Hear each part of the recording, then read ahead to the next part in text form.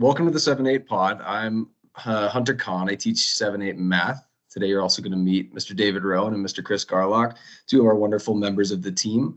Unfortunately, as I said previously, Mrs. Howarth is not going to be joining us tonight due to a little bit of illness that she's getting after one of her son's friends' birthday parties over the weekend. So unfortunate as it is, and as much as we miss her, the show must go on. So with that being said, Mr. Rowan, you care to take the floor? I would love to. Thanks, Hunter. Appreciate it. Hi, everybody. Mr. Rowan here.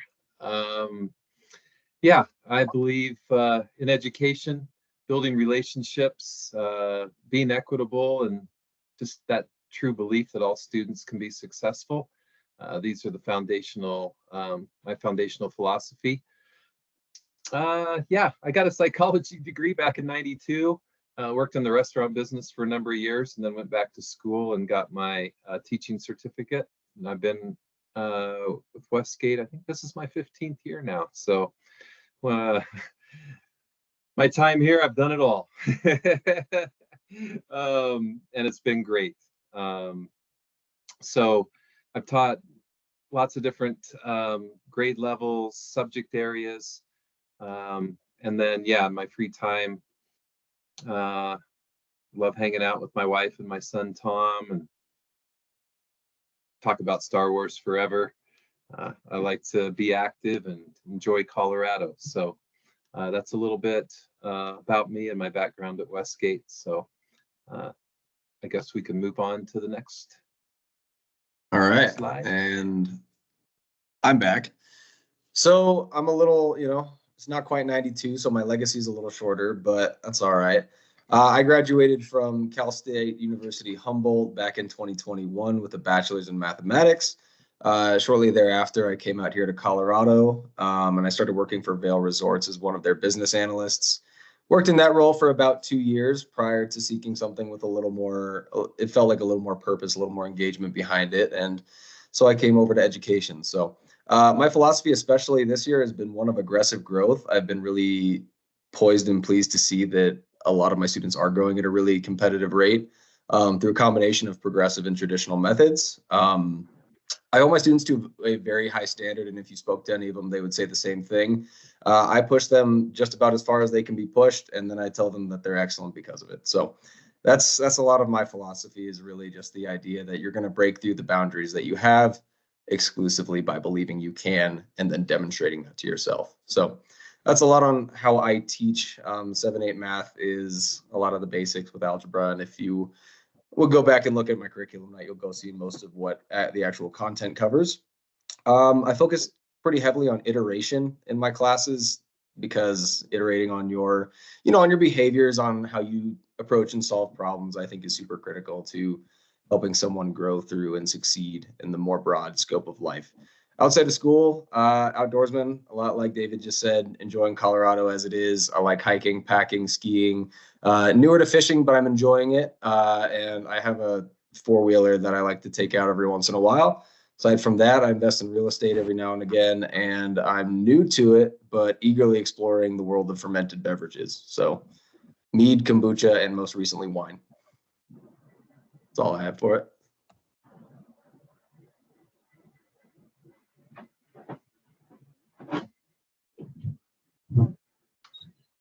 I think you're muted, Chris. Can you hear me now? Yep. Thanks. Sorry about that. My name's Chris Garlock. I'm teaching language arts here for my first year at Westgate. I'm coming to you guys from just outside of DC in Fairfax, Virginia. Just a little bit of my background information. I'd studied English with criminal justice and business minors at Virginia Commonwealth University in Richmond before obtaining my master's in secondary education at George Mason University. My research project focused on the impacts and policies that derive from coronavirus disease and the impacts on students. My teaching background, because of COVID, this crazy thing, I hadn't been in a classroom while I was doing my master's degree, so I wanted to be in a classroom and get some exposure to it. So I started as a classroom monitor at an elementary school where I got to kind of see a bunch of different teachers and styles of learning. It was really cool. I was everywhere setting up rooms and just getting a feel for different things that worked and didn't work. Then I moved into my role at Woodbridge Middle School, where I taught 6th grade. I became team lead in my second year, and I ended up coaching our soccer team there, something I was very passionate about and missed very much. Team finished with an 8-2 record, so something I hang my hat on. Personal hobbies outside of work, I enjoy reading, especially Stephen King novels. My favorite being The Stand. Trail running, snowboarding, biking, coaching, all the things outside, just like these guys.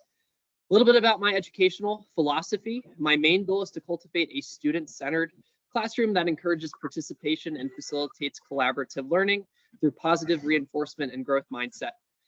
Especially in writing, we see a lot of, I can't do this, it's too long. And I like to really break that down by chunking assignments and, walking through the writing process. Some more of my instructional practices include rigorous standard-based lesson planning that targets critical thinking and literary analysis, differentiated instruction based on students' backgrounds and needs. Really understanding who our kids are is important. Collaborations with other departments to provide cross-curricular learning opportunities, especially social studies and science. I love language arts because we can talk about everything through a literary lens. It's really cool. And grading and providing feedback that encourages student growth, while collaborative learning opportunities that enhance critical thinking skills, being able to think and process things efficiently. And my why for being here in Colorado and at the school, the students, number one, I think that's why most people go into education. Facilitating growth in critical thinking skills, meaningful, impactful discussions. It's really cool to see that light bulb or aha moment when you break down a text that might be about environmental impact and you have a kid say, oh, the girl's a metaphor for the earth. It's beautiful to see. And being here, of course, I love our mission statement, our leadership team, and of course, our 7-8 teacher. You hear the word whole child thrown around a lot, but not a lot of places embody that. And with our advocacy classes, Sorry. You're okay? Oh, just with our advocacy classes and service learning, I really value what we're about here. So just grateful for that. That's all I got. Sorry if I went on a little long. No sweat, man. Appreciate you coming in. It's good to have everybody meet you as well. And Chris has been an awesome addition to our team, so I'm glad y'all get to meet him tonight. Briefly going through Mrs. Hauer's slides. She's on her second year at Westgate, similar to myself. She's from out of Fort Collins, so she's one of the few who are actually here and from here, which is awesome. Geologist by trade, but started in the education field as a math instructor back in 2019, back at one of my own kin. Then in 2021, she became a full-time 7th grade math teacher, however, ended up in 7-8 science here at Westgate shortly thereafter, August of 2023, I believe it would have been, or no, I apologize, 2022. Big fan of puzzles. Her husband Kyle's very cool, and she has 2 kids, Torin and Freya. Freya just turned 1 year old. Campers, hikers, a little bit of travelers, and puzzles and readers. They're a fun family.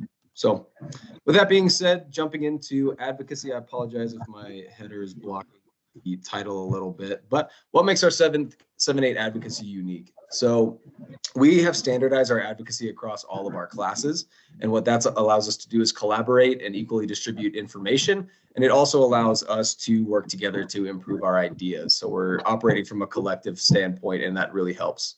Now, within that, a section of that is our service learning. And within service learning, each of us has a different project this year. My class in particular is doing pollinators, talking about how what pollinators are found in our community and in Colorado, the role they play in our ecosystem, and then how all of us can help foster the health of pollinator populations and, in consequence, our local environment. Awesome. For our advocacy, we're focusing on veterans and honoring veterans. It's a passion of mine.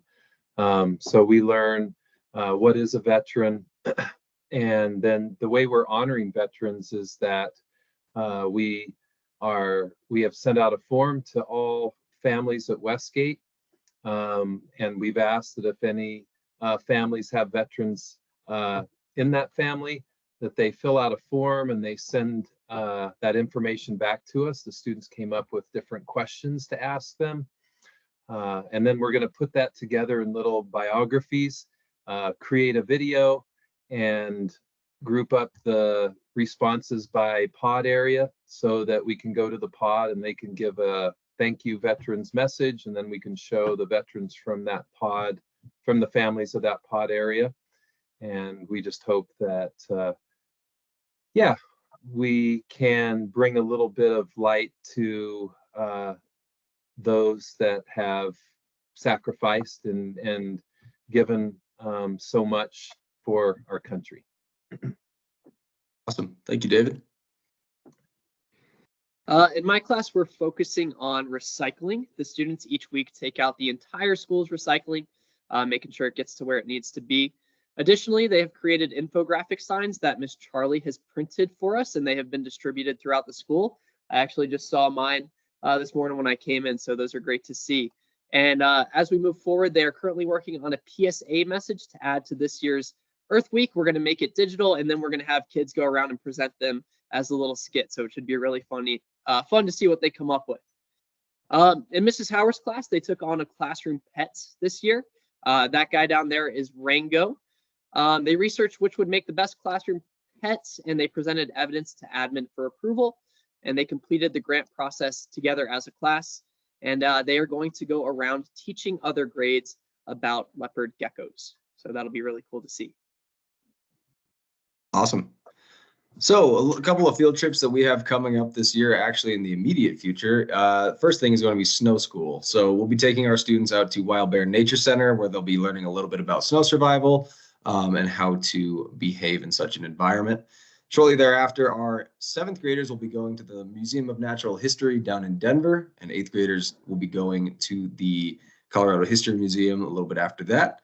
Then later on in the year, at the end of April, our 8th graders will also be participating in the Civil War reenactment. David, if you had anything you wanted to say on that. I will say we're approaching the end of our time, but we're kind of right there at the end of our presentation as well.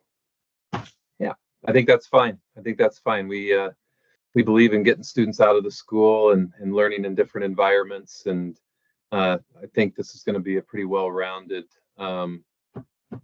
selection of trips and learning experiences for our students.